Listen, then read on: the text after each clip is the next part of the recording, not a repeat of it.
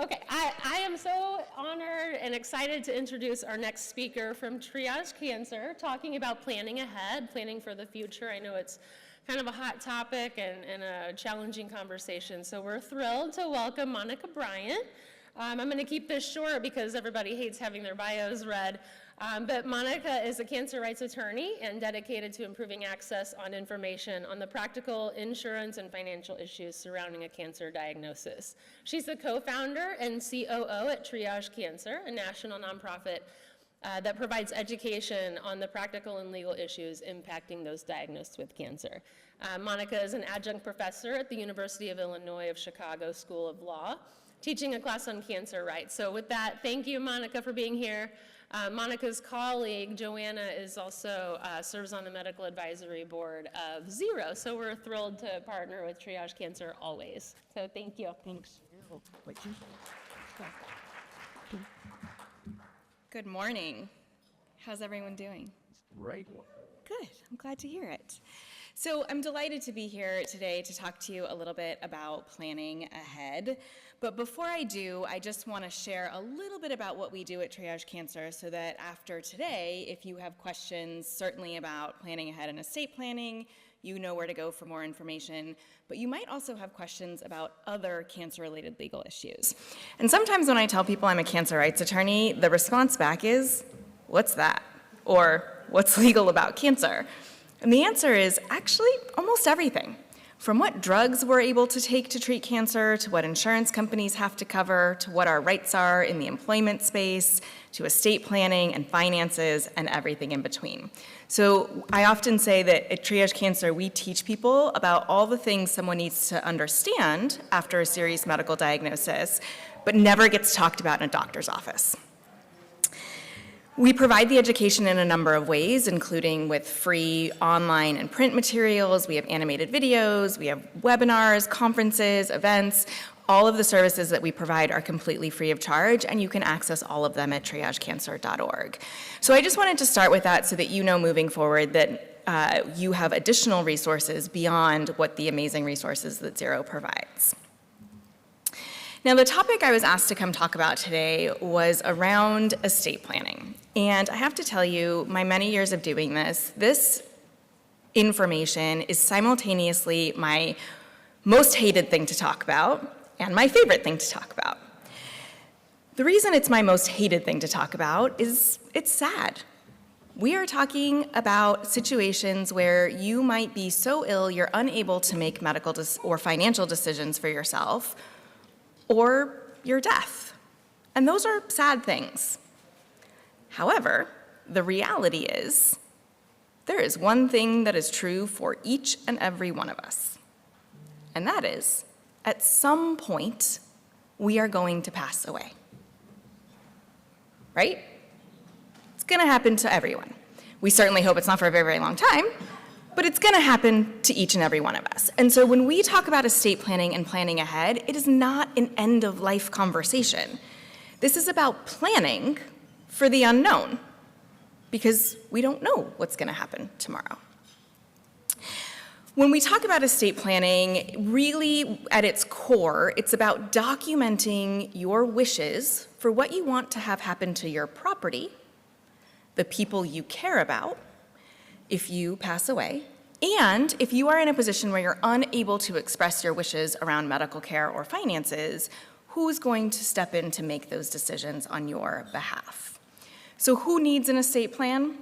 Well, certainly individuals like Jay-Z and Beyonce, who I think have the combined wealth of most small countries, could benefit from an estate plan. This lovely lady, who at last check was one of the oldest living Americans, probably benefit from having an estate plan. This family with young children certainly could benefit from having an estate plan to make sure that the children are protected. These young professionals who may not have any wealth amassed at all or any sort of property could still benefit from writing down what their wishes are. And I would argue even these young individuals who may not even be over 18 could still benefit from thinking through what they want to have happen. So the short answer is everybody. Everybody needs an estate plan, and certainly everybody over the age of 18. Now, many times when I'm in rooms like this, I kind of get the stares back of like, oh, yeah, I haven't done this yet. Trust me, you are not alone. There are countless stories of very famous people who have passed away without an estate plan. And some situations have ended up okay, some not so okay.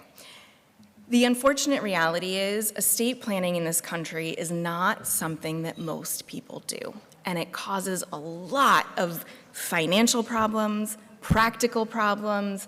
It causes huge drama within families when people don't plan ahead.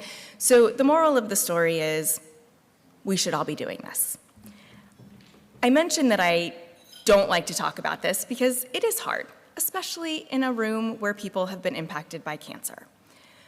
But I think the way forward to move past that hard is about trying to figure out what's your why. Why would you go through the process of creating an estate plan? And there's lots of different reasons why someone might do that.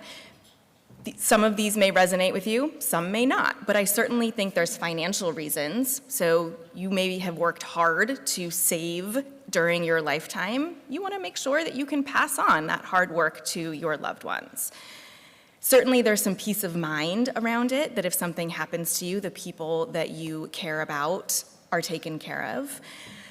Again, around medical and financial issues, it's about documenting your wishes. This is not a one-size-fits-all situation, and everyone has very personal decisions and wishes around what they want to have happen. But believe it or not, I think planning your estate is one of the most loving, caring things that you can do for your friends and family. Because if you don't go through the process of creating your estate and you pass away, who's gonna handle it all? You're now dumping all of that on the front door of the people that you love. And then now they're having to deal with all of this, not knowing what your wishes are, and at a time when they're grieving. So it's a huge burden to have to place on people. So I think planning your estate is, again, a very loving thing to do.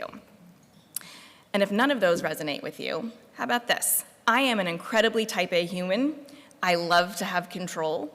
And when I think about my estate plan, I'm like, this is my last opportunity to control what happens even after I'm dead. So again, I think that picking your why can help get through some of the hard around it. But if you've never thought about creating an estate plan, it can feel a little daunting. Where do I even start with any of this? Well, I think these 4 basic questions are the place to start. So what do you want to have happen to the things that you own when you die? Are there people that you are legally responsible for, like minor children, for example? Are there people or causes that you want to support that maybe you're not legally required to, but you really feel strongly about supporting those things? And if you are in a situation where you are unable to make decisions, you're still alive, but you're unable to make decisions about your finances and medical care, who's going to make those decisions on your behalf? And these are typically not quick answers, but they're things to start off with and to sit with and to try to really dig down to understand what are the things that you want. Then the next step is thinking about what your property is. So there's certainly going to be a physical inventory. There's 2 main types of property. There's real property, which is like your house, land you might own. Then there's personal property. That's usually stuff that you can pick up and move. A car, jewelry, a baseball collection, sneaker collections, whatever it is, that's going to be your personal property. But then there's some non-physical things you might own, like retirement accounts or savings accounts or life insurance policies. Those are your property too and should be considered as part of your estate plan. Once you've done an inventory, it can be helpful to understand what each thing is worth. And I definitely hear this a lot with families where they want to make sure that their estate plan is equitable. That when they divide up the property, maybe among children, that each child gets an equal amount. Well, in order to do that, you have to know what your property is worth. And so certainly you can do an appraisal to do that. But I would also urge you to not just think about the property that has a monetary value. there are lots of things that you might own that have a significant sentimental value. Where if you were gonna go and try to sell it, maybe you weren't gonna get any money out of it, but to the family members, there's a huge sentimental value. And my example in my family is we have a cedar chest that's been passed down from 3 generations, and it's one of the only physical things that comes from that line of my family. If I were to go sell that cedar chest, a couple $100 max. But the sentimental value of it is enormous. And so I have made sure that my mother has included that in her estate plan so that that goes to my children. So once you've figured out what you own and what it's worth, now you need to understand how you own it. There's a couple different ways that we can own property. Sometimes it's decided when we buy the property. So you go to the car dealership, you pay cash for a car, only your name is on the title. That's sole ownership. But many of us own things with other people. And there's 2 different ways primarily to own something with somebody else. The first is called a tenancy in common. And this is where 2 or more people own something together and they each have a specific percentage that they own. For example, I purchase a 4-unit apartment building with my best friend. We each pay half. I own 2 units, she owns 2 units. In that kind of situation, I can put my 2 units in my estate plan and pass them on to whomever I like. So maybe I pass them on to my daughter. When I die, now my daughter owns 2 units with my best friend. So we each get to decide what happens to our percentage. That is different than something called joint tenancy with right of survivorship. And this is how most married couples purchase property in the United States. And the difference here is there's no specific percentage that each person owns. When one person passes away, 100% of the ownership goes to the other owner automatically. So you see the difference how we own these things together. The reason that becomes important is because depending on how you own the property, you're going to deal with it differently in your estate plan. Now, these are some very common documents that make up an estate plan. Not everybody is going to need all of these documents. However, I would argue that there are 3 documents I'm going to talk about today that everyone over the age of 18 should have. And the first is a will. This is the most basic document in an estate plan, and it's where you're going to deal with the distribution of most of your property and guardianship of minor children. The reason that I say most of your property is there's sometimes things that we own that we decide who is going to benefit from it the moment we get that property. And a good example of this is a life insurance policy. If you go and buy a life insurance policy, at that moment, you are going to say who benefits from this policy. And maybe it's multiple people and percentages, but you decide right then and there. So because you've already decided who gets that money, you don't include that in your will. The other type of property that's dealt differently is that joint ownership with right of survivorship. And here's why. If 2 people own property together with right of survivorship, and they both die at exactly the same time, which I'm telling you there are cases that we had to read in law school where this happens, they both die at exactly the same time, who gets the property next? Those 2 individuals have to make sure that they've made the same decision in both of their wills as to who gets the property next. Because wills are for an individual. Even when you are in a married couple or some other sort of relationship, you still have each have your own will. But with that type of property, you want to make sure that you've agreed what happens to it if you both are to pass away. There are lots of different types of wills, and I have to tell you that the number one reason I hear from most people that they haven't created their will yet is because they either can't afford an attorney or don't know where to find an attorney.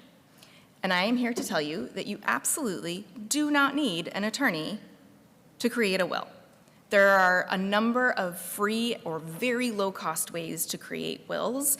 There are fill-in-the-blank wills for most states. There's several online services. We have a partnership with one called Good Trust, which I have personally used. And because of our partnership, they allow us to share a discount code. So it ends up being about $100 to create a will and your other documents through this service. If someone has a relatively simple estate, a house, some cars, some personal property, it's all in one place, there is nothing wrong with using these online services. Absolutely nothing wrong with them. If someone has a very complicated estate, like they have property in different countries or different states and a complicated family, then yes, maybe they want to engage with an estate planning attorney. Again, nothing wrong with that either. We just don't want the idea that someone has to have an attorney be the barrier to creating the will. You want to make sure that the will is valid, so how do you do that? Well, you have to be of sound mind, which is the legal way of saying you understand what it is that you are creating. I have to tell you, we have lots of people who call us and say things like, you know, my father has Alzheimer's, he doesn't have a will yet, can we create one for him now? And the question is, maybe. Does he know what he's doing at that point? Or if not, it might be too late. So that's why we say that this is something that should be talked about at 18, not just at end of life. Generally, wills do need to be in writing, witnessed by 1 or 2 people, depending on the state you're in. We do have a chart of state laws on our website that has specifics about how to create a valid will in each state. So when you're creating your will, the first big decision to make is who are the beneficiaries? Who are the people that are gonna get the things from the will? And certainly it can be very general, so like, leave everything I own to my child. Or it could be more specific. Leave my guitar to my son and my vintage car to my daughter. Or it can be a mix of that. It also doesn't have to be people. So if there are institutions or charities or religious organizations that you want to support with your estate, all those things can also be beneficiaries in your will. Then if you have minor children, you'll have to name a guardian for those children, and you want to name one person as the primary guardian, and then potentially alternates after the fact. And then finally, you need to figure out who's going to be the executor of the estate. So that's the person who's in charge of doing a number of things once you pass away, including going to a probate court and filing your will with the court. They also have to locate everything you own. They have to contact all the different agencies, set up an account. It can be a lot. So you do want to pick someone that you think has the capacity to do all of this. There are some lawyers, if you are willing to pay for their service, that they will act as an executor on your behalf, but you should name an executor in your estate. So number one reason people don't create their will is they think they need a lawyer. Wrong. Number 2 reason people tell us they haven't created a will is they're concerned about what if they change their mind? Or what if things change? Now I have this will. The good news is you can change your will as often as you would like. But you do have to do it in the correct way. You can't just scratch things out like, Brandon pissed me off, so now I want to give the stuff to Sue. It's going to be ignored by the courts. You do have to create what's called a codicil, which is just a fancy legal word for an amendment. And the codicil has to be executed in the same way your will was. So if your state says signed by 2 witnesses, the codicil has to be signed by 2 witnesses. If someone is making significant changes to their will, they might want to revoke the old one and just start over from scratch. The recommendation there, though, is just make sure you've made it very clear that if you're going to keep the old version, you've written on it, you know, old or whatever. I generally don't think people should keep them because it just causes confusion. What happens if you don't plan ahead and create a will and pass away? Then your estate will go through probate, which again is that court proceeding, and the court will distribute your estate according to law. It's called an intestate succession law, and every state's slightly different, but basically it's the next closest family member in order.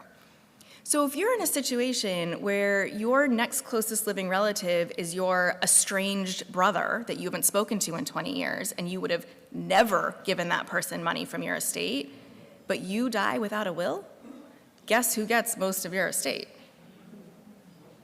So you basically lose all choice, and it takes longer and it's more expensive, which means your estate is losing money paying for this more expensive probate process. So will is the first document everyone over the age of 18 should have. The second document is a trust. This is not necessarily going to be appropriate for everybody, but a trust is where you transfer legal ownership of your property into a trust.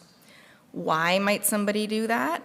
Well, there's potentially financial benefits for doing so. It helps you avoid probate, which means that there can be tax savings, there can be probate savings, it adds some protection and some privacy. Even if someone decides to create a trust, it is not a substitute for a will. So if someone wants to create a trust, it would be in addition to a will. But this is generally how it would work. The trust maker, you, would transfer ownership of the property into the trust. Then a trustee would manage the trust for the benefit of the beneficiaries. The beneficiaries are the people who are going to get the proceeds. When I talk about the benefits and the protections of trusts, sometimes it's about being able to put parameters on when those beneficiaries get the proceeds. So for example, my children will only get the proceeds of the trust when they graduate college, when they turn 35, when they do X. So it protects that money from them maybe accessing it too early. There are lots of different types of trusts. The most common is a revocable or living trust. And this is where you could create the trust today and you are the trustee. So you have total control over what gets put into the trust and taken out and the parameters around the beneficiaries when they get it until the moment you die. And then when you pass away, it reverts to irrevocable and it cannot be changed. So that is one of the most common. But I'd like to introduce you to Alice. Alice is a single mother of an 8-year-old son. She's an only child and her parents are no longer alive. Last month, she moved to Denver with her son and her 2 dogs.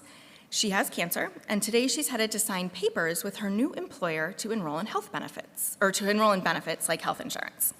After dropping her son off at school, she realizes she forgot her wallet and checkbook at home. Her landlord told her that she needs to pay her rent today, or he will give up her apartment. So she decides to head back to get her wallet before driving to the office, but before she makes it home, she gets into an accident. She's unconscious at the scene and is taken to the hospital in an ambulance. Alice doesn't have her wallet, so they have no idea who she is or if she has health insurance. She needs surgery and a blood transfusion, but the healthcare professionals have no idea if she has any sort of preferences around her healthcare. And oh yeah, her son needs to get picked up from school, the dogs need to be let out and fed, the rent needs to be paid or she's gonna lose her apartment, and she's gotta sign those papers or she doesn't have health insurance. So Alice's situation sets up our conversation around what do we do to protect ourselves if we ever are in a situation where we can't express our wishes. And the first document that can be very helpful in that is a power of attorney for financial affairs. This is where you name a person to make financial decisions on your behalf. There's 2 main types.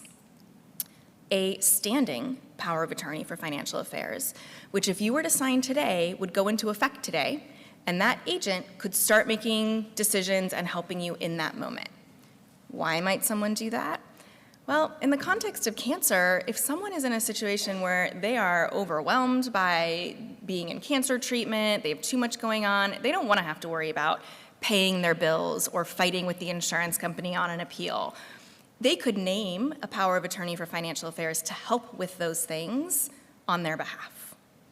So that's one type. The other type is what's more common, which is the springing, which means I could sign my power of attorney for financial affairs today, but it wouldn't go into effect unless I became incapacitated and was unable.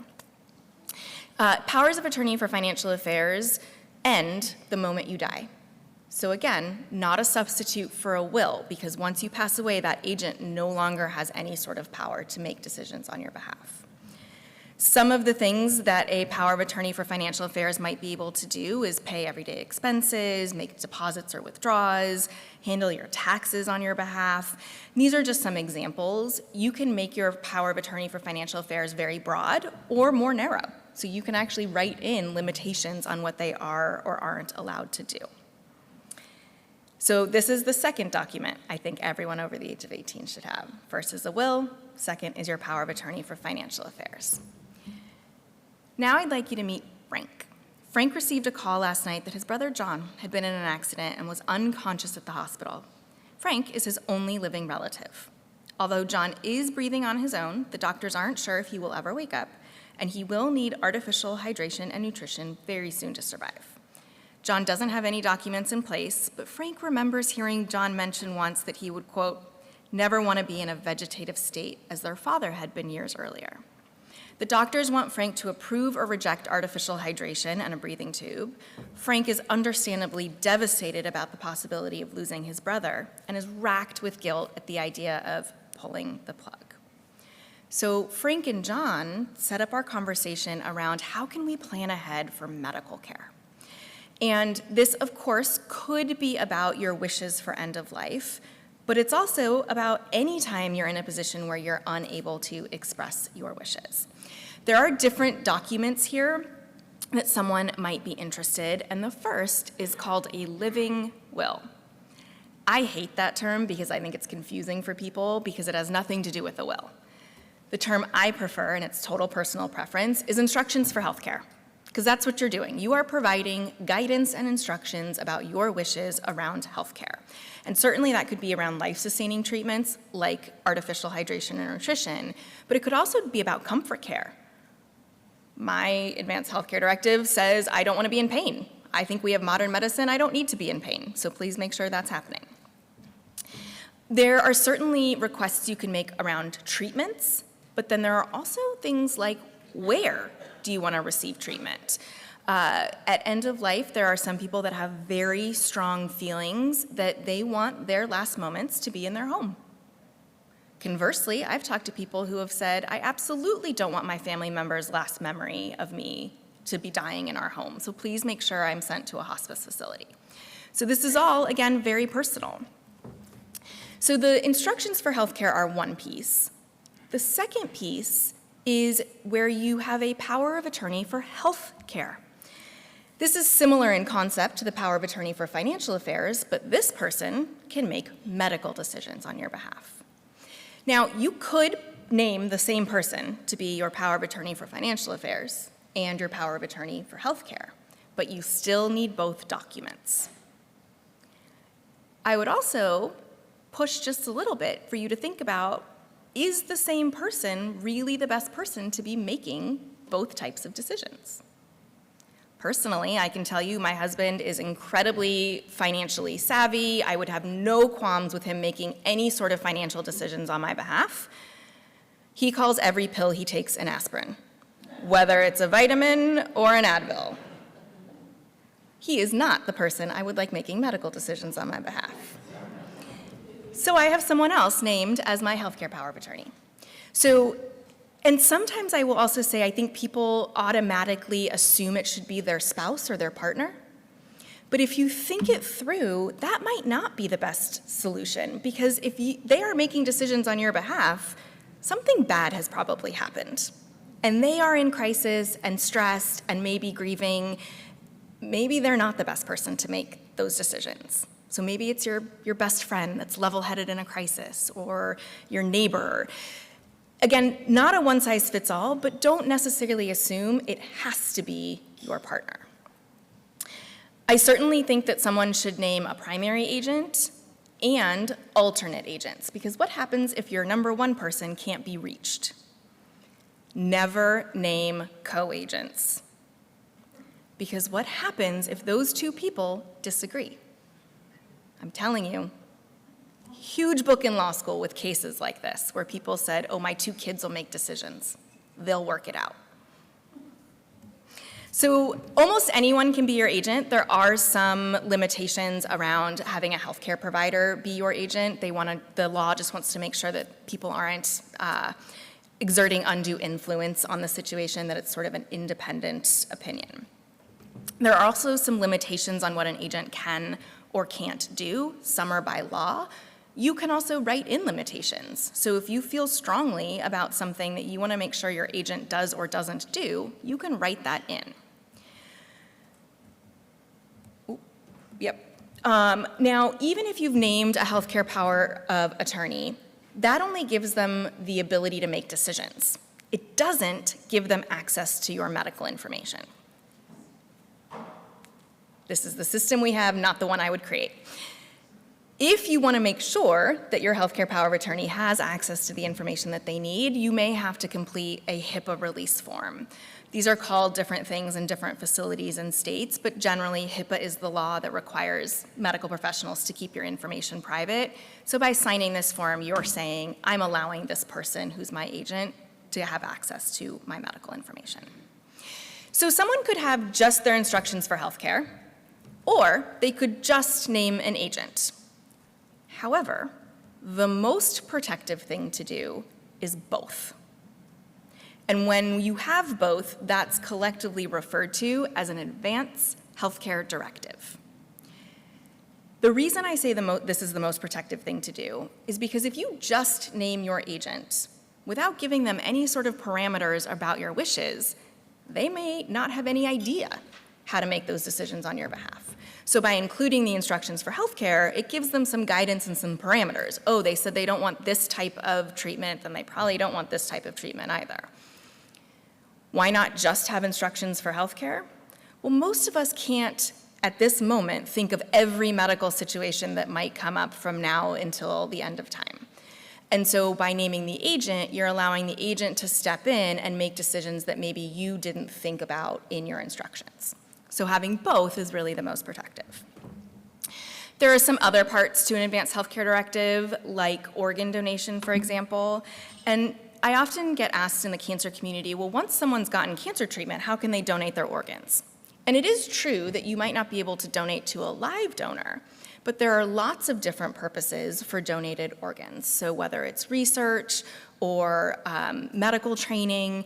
And when I talk to people who feel strongly about wanting to be able to donate for good, it is a loss to them that they feel like they can no longer do that because of cancer. It's another thing cancer has taken from them. So I just want to say that there are options, again, slightly different than maybe what they first had in mind, but if it's important to someone, we want to make sure someone has all of their options. So what happens if you don't create your powers of attorney for healthcare or finances and something happens? Well, then a court is going to name a person to make those decisions on your behalf. And sometimes that is a family member or a friend who's gone to the court and said, please give me the legal authority to do this. Sometimes it's a perfect stranger. So again, the problem of not planning ahead is you don't have any control on who's making decisions on your behalf. So some other things to think about, none of this should happen in a vacuum. It is really important to make sure that you're having conversations with your loved ones about your wishes. I have been in countless situations where a loved one has passed away and now their children are trying to sort out the why. Why did mom do this? Why did she make that decision? Why did she leave you the house and not me this? And it causes serious problems for families. So making sure that there is a conversation about your wishes, certainly about your distribution of property, but also your health care. Because you don't want the moment that your children learn that you don't want life-sustaining treatment to be in the hospital. That's a lot for people. So even though these conversations are hard to have and hard to bring up and no one really wants to talk about that at Sunday dinner, it is important and it can keep families together. It's also helpful to think about who needs access to what.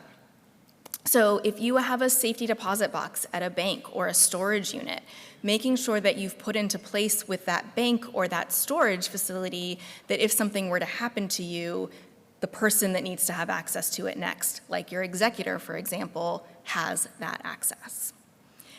And then over the last, I don't know, decade or so, we've had to start talking a little bit about what to do with email and social media. I will tell you, I for one wish my inbox would self-combust when I pass away and that no one would have to look at it ever again. But the reality is a lot is tied to our email. Your Social Security account is tied to your email. Most of your bills are probably tied to an email address. And so if your financial power of attorney for financial affairs needs to do a password reset because they can't get in to pay your bills, that password reset is going to get sent to your email. The other thing is, a lot of us have these supercomputers that we walk around with where pictures that we take are saved in a cloud, music, videos, memories, all tied to your email address. Literally, if I die and don't have someone having access, my children's entire first 9 years will just poof and be gone because they're not saved anywhere else. So different platforms have different ways to deal with this. For example, Facebook has the ability for you right now in settings to go in and name your legacy contact. And that person can then, when you pass away, can go in and tell Facebook what to do with your page. Shut it down, or you can turn it into what's called a memorial page. So the page is still there, and it acts as a virtual memorial where friends and family can continue posting and sharing memories and communicating with each other, but it's very clear it's not an active page anymore. Gmail has the ability where you can put your account manager in there, and this is Gmail's words, to deal with your digital afterlife. But again, it gives someone legal access to your email account for the purposes of accessing anything that's saved on the cloud or password resets or whatnot. And then most people don't realize, unless they've had to actually plan a funeral, funerals are very expensive. And there's a lot of choices that have to be made. I went through the process and it was more stressful than planning my wedding. I mean, seriously. If you don't plan ahead, then again, you're laying that on the doorstep of your loved ones to have to figure out what it is you would or wouldn't have wanted in a funeral. I will never forget a gentleman I spoke to who lost his wife, and he was in financial hardship, and he offhandedly told me he spent $10,000 on his wife's casket, which I had the exact same reaction to. And I asked why, and he was grieving so significantly. He said, well, how could I have put her in the cheap one? And then I said, what would your wife have chosen? And he laughed and said, the cheap one. So these are real things that happen to people. So how can you help your loved ones? You can actually pre-plan your funeral, I mean, literally down to the flowers and music if you wanted to. You can also prepay for it. There's funeral insurance, there's payment plans. So this, again, isn't gonna resonate with everybody, but if you are on board with planning ahead, this is another place where you can do that. So once you go through this whole process of creating all the documents and planning ahead and having the conversations, where are you going to store the documents? Please do not store the documents in the lockbox that only you know about with the hidden key underneath your bed. That is problematic. Please also don't put it in a filing cabinet that no one's gonna open or doesn't have access to opening. These are not the types of documents that need to be kept under lock and key, because most of the things that you're gonna include in here are actually matters of public record, like property ownership, for example. So how do you share the documents with the people who need them? Certainly lots of different ways to do this. I know people who have made photocopies and shared them with all the people who need them. Some hospital portal systems now allow you to upload any advanced directives you might have into the portal so that your healthcare providers can see those. Again, doesn't really matter how you do it. The way I think is most effective, if you do use some sort of online cloud storage system like Google Drive or Dropbox, is you have a folder. You put all the documents in this folder, and then you share the link to that folder with everyone involved, the executor, the guardians, the agents. The benefit of that is that anywhere in the world that those people happen to be, if they have access to the internet, they have access to the documents.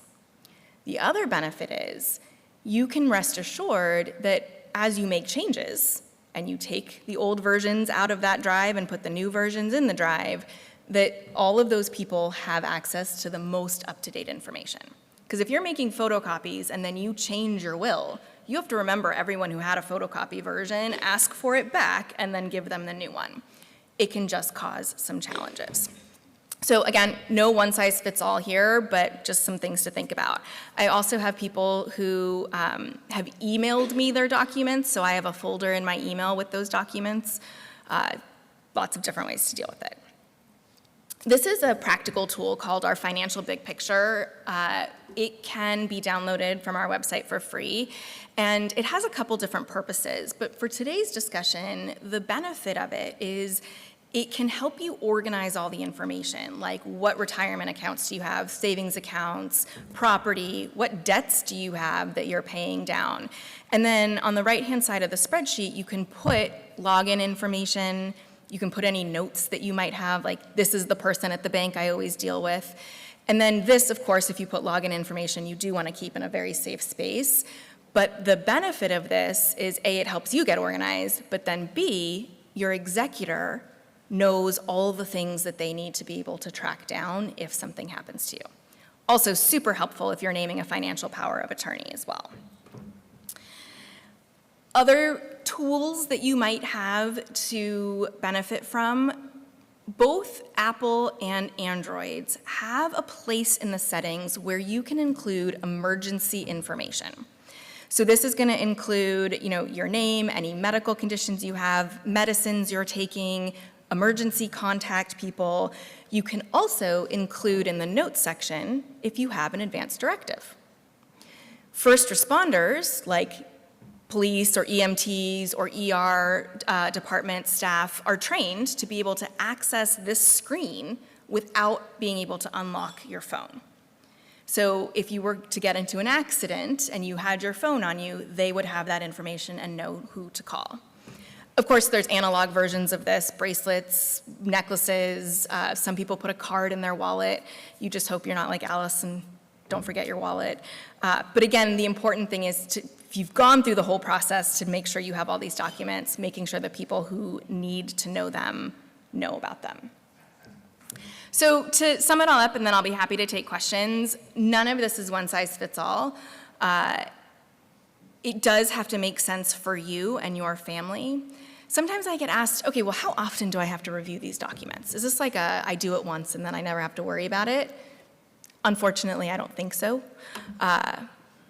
How often is going to depend. I think that sort of as a general rule, anytime there are major changes where there's new people in your family, like children have been born or people have passed away, that might be an opportunity to review your estate plan to make sure it's still reflective of what your family looks like. Anytime property is sold or purchased, that might be an opportunity to review your estate plan. And then anytime your wishes may have changed. I talk to people who say, I created my estate plan when I was in the middle of active treatment and I had really strong feelings about fill in the blank. But now I'm like 5 years out of active treatment and I don't feel like that anymore. And that happens a lot, right? Your perspective on all sorts of things changes. So anytime something like that happens, that's another opportunity to review your estate plan to make sure that it still reflects your wishes. I know I harp on this, but just so many examples of when people haven't made sure that the people involved know where the pieces of the estate plan are, and it is a not fun treasure hunt to try to find all those documents once you've lost someone. And then again, making sure that you're having conversations with people. I did mention that some of this is state-specific. We at Triage Cancer have a free 50-state estate planning toolkit. It's broken into 3 parts. The first part has general information, so much of what I talked about today about what the different documents are and why they might be useful. Part 2 is going to be specific to the state, so it's going to be information about how to create these documents in a valid way in your state. And then part 3 are the actual forms. So if your state has forms for a will or a power of attorney or an advance directive, we've included that in the PDF. So you can go to this website, click on your state, and download or print the relevant pieces for you. Couple things I just want to mention before I pass it over for questions is if you're interested in learning about some other cancer-related legal issues, we have some upcoming webinars. We also record all of our webinars. So we've done a couple on estate planning in the past. So if you are sitting here thinking, I wish my best friend could get this information, you could certainly share the link to the webinar that's available on our website. We also know that we can create all the materials and resources and webinars and do as many talks as we can. People are still going to have questions about how the law applies to their specific situation. We created a legal and financial navigation program where anyone can fill out the form on our website. They'll get a link to schedule a call with us in their email, and we'll get on the phone. And we'll answer your questions. We'll try to help you weigh the pros and cons of your various options, and we'll give you your next steps. So if you have questions that maybe you don't feel comfortable asking in the group environment or that come up later, please feel free to reach out via our navigation program. That's all I had. Thank you.